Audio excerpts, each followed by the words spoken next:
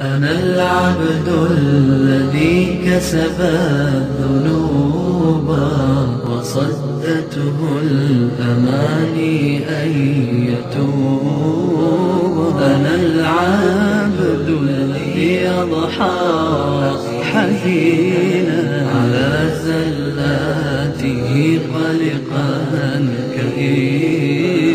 أنا العبد الذي كسب الذنوب وصدته الأماني أن يتوب. أنا العبد الذي Shuning uchun biz oilamiz kirgan vaqtimizda ham Allohning ana shu salom ismini tilg'ab turib, assalomu alaykum deb kirishimiz kerak.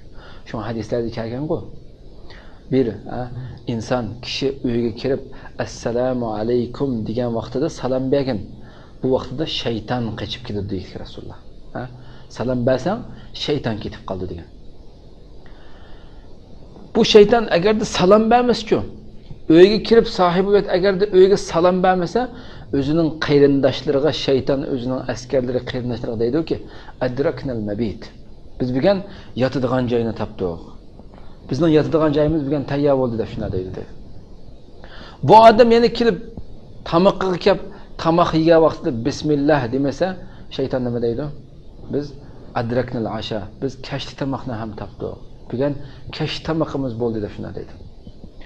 Agar bir inson uyga kirib ya oilasi salom bermasa kirganda, ya tamoqni bismillah yemasa, deydi-ki, adraknal mabita val asha ma'an. Bugun biz kashlikda yotadigan joynimi, kashlik tamoqni birga topdik deb shuna deydi. Askarlarga, shayton qarindoshlariga. O'ylab boqaylik.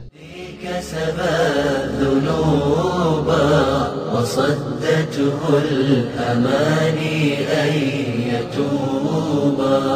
أنا العبد